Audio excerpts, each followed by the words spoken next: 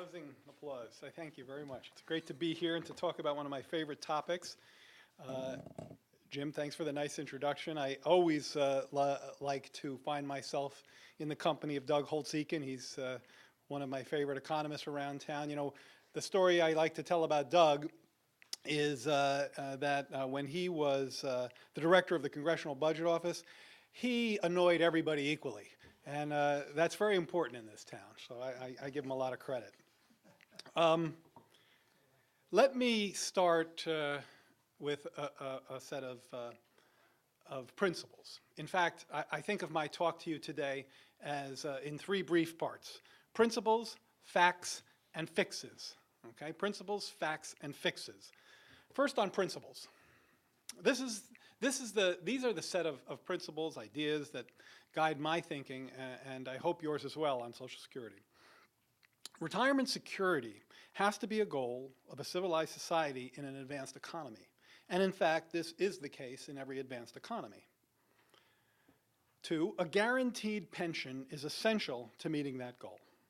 Private plans that depend on stock market returns can surely complement a basic guarantee, but they're simply not compatible with the goal of retirement security.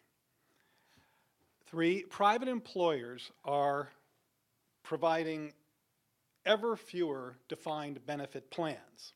So if you think about the three legs of retirement security, pension, savings, and Social Security, to my thinking, despite, and I'm going to argue a little bit with some of the points Jim made in the introduction, despite some of the points that you commonly hear, I'd argue that Social Security is the strongest leg of the three-legged stool. Not because it's so strong that it doesn't need fixes, it does, and I'm going to suggest some, but because the other two have weakened significantly, pensions and savings.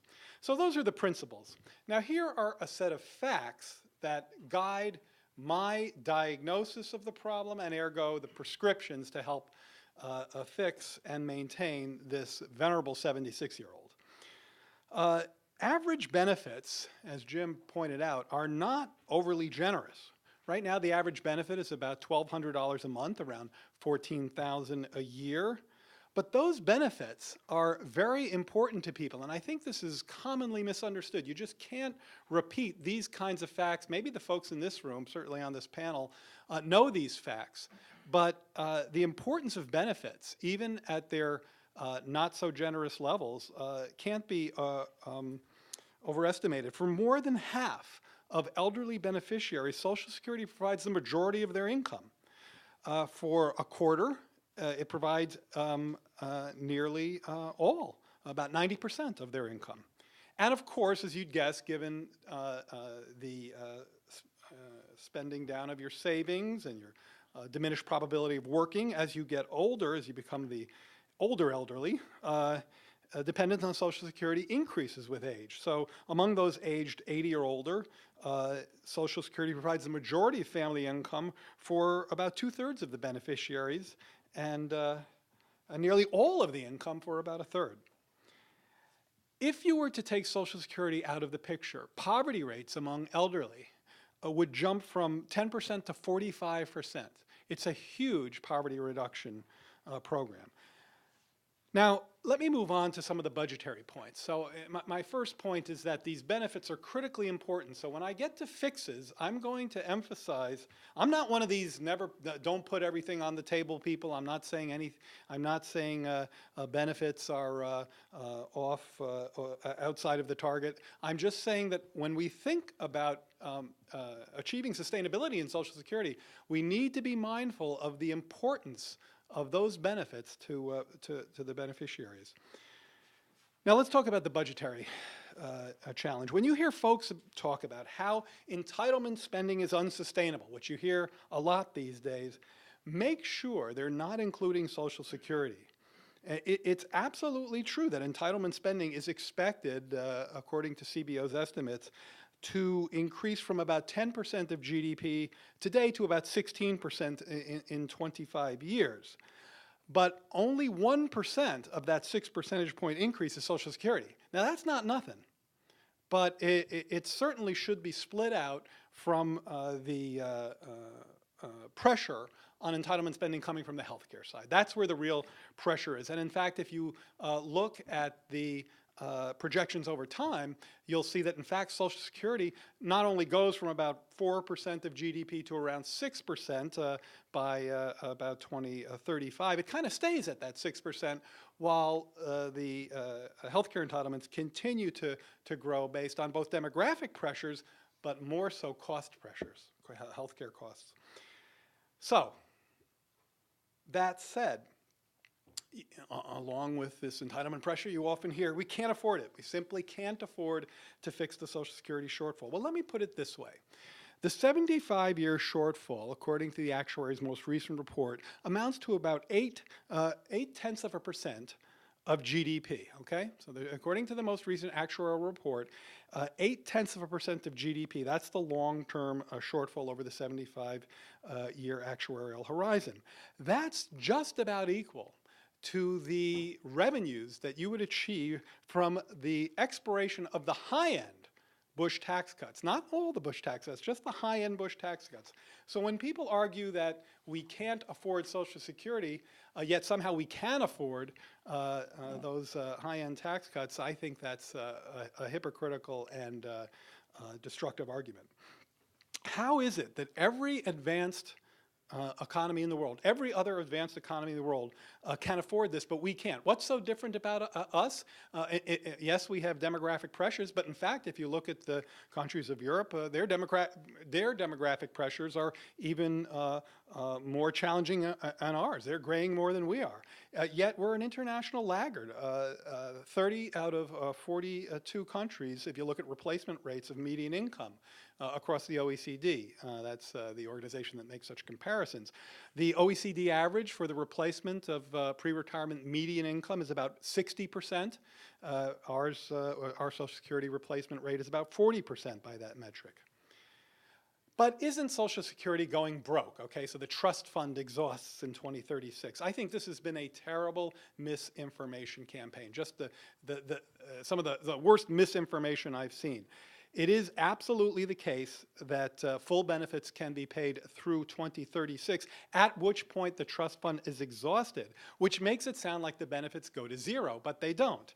Of course, payments still are coming into the system, and Social Security at that point would be able to pay 75% of scheduled benefits. Now this, again, is widely known perhaps to people in this room, but I guarantee you most people think out there when they hear trust fund exhausted, that's all she wrote.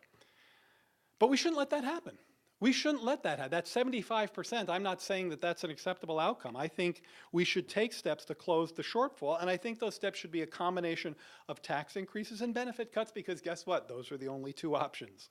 And you can dress it up any way you like, but at the end of the day, that's what you're talking about. Now, as you might have gotten from my part of the discussion on how important benefits are to Social Security recipients, what a large share of they are to the average retiree, that I would rank benefit cuts as considerably less desirable than revenue increases to sustain the program. But I don't take them off the table.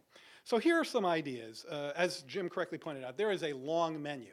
In fact, the actuaries who do a very good job at this have, I'm thinking maybe like 30 different options that you could tap here. And I'm just going to name a few that are most commonly discussed in the debate. The first that I think is essential is to gradually increase the maximum amount of earnings on which workers and their employers pay Social Security taxes. You heard Jim mention that it's around $107,000 right now, until it covers, once again, 90% of earnings. I think it's around 83, 84% right now in terms of how much earnings are covered, but historically it's covered 90% of earnings. But because earnings inequality has grown so quickly, that is, there's so much concentration of high levels of earnings at the top of the scale, the share above that threshold, the share of earnings above that threshold has increased to about, as I said, about 16% instead of the traditional more 10. So get up there and you can close, you could close, maybe 40, 50 basis points of something like a 2 percentage point payroll gap. Switch to the chain consumer price index. This is so commonly discussed these days, I probably don't have to describe it to this audience, but it's basically a more accurate measure of prices, so switching to that is on almost everyone's list, including, I believe, the president brought that to the table. That's a benefit cut. Let's be very clear. I mean, sometimes newspaper reports kind of get that wrong. It's a technical fix. No, it is a benefit cut relative to promised payable benefits, but I think it's a good idea. Now you kind of get into some of the ones that are a little more tricky and controversial. Trimming benefits to reflect rising life expectancy, raising the retirement age, or longevity indexing, which I think is a mysterious way to say raising the retirement age, so people don't know what you're talking about. That is obviously that to many people, that's a very compelling idea, and you heard Jim's very correct assessment of how we're all living longer, and while that may be an accounting problem for Social Security, I happen to think it's a pretty good thing. But be aware of one thing, and this is why I would put this quite low down on my list of fixes. The life expectancy, we only have these data for men, retiring at age 65 has risen 6 years in the top half of the income scale, but only 1 year in the bottom half. In other words, increased longevity has more and more become a function of income, and men of lesser income are not living all that much longer than they did a generation ago. So raising the eligibility age is actually not a slam dunk. When you hear these statements made about how we're all living longer, in fact, we're not all living longer. Those in the top half are living longer, and those in the bottom half of the income scale are just living a little bit longer. I want to get out of the way because I really want to hear what Doug has to say. But there are other ideas. I just like to leave, and we can talk more about those in Q&A if you like. I just wanted to add one idea on the table, a fix that I haven't heard discussed enough, and I bring it up partly because I think Doug might like it, so I'm interested in your response, Doug. This comes right out of the Domenici-Rivlin budget plan. You know, employer health care benefits, the health care benefits that employees provide for their employees are untaxed. Those benefits are untaxed. In the Domenici-Rivlin debt reduction plan, they came up with an idea that I think is interesting and has some appeal.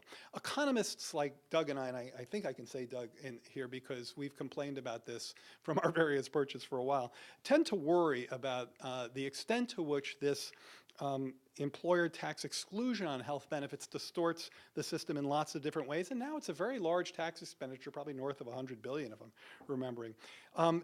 If you could apply the payroll tax to the value of employer-sponsored health insurance benefit, maybe phase it in, they phase it in over 10 years, that could really take some of the cost pressure off of Social Security. In fact, according to their analysis, it reduces almost half of the 75-year gap that the actuaries estimate.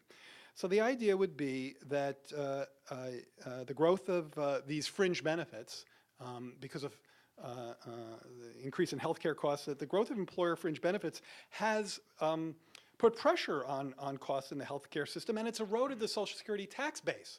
Because remember, wages are taxed, non-wage benefits are not. So this takes the payroll tax and applies it to some of those non-wage benefits in a gradual way. Look, a sure applause line, I used to write speeches for politicians. A sure applause line among politicians is, America is the greatest country in the world. And that's as it should be. Patriotism runs strong in our veins, and mine and yours as well, I'm sure. But what do we really mean by this? What is it that makes us such a great country?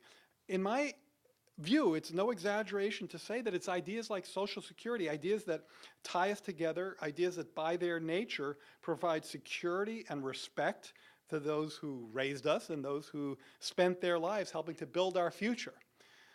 So those are the ideas that I think would help to fix and maintain this program well into the future. Thank you.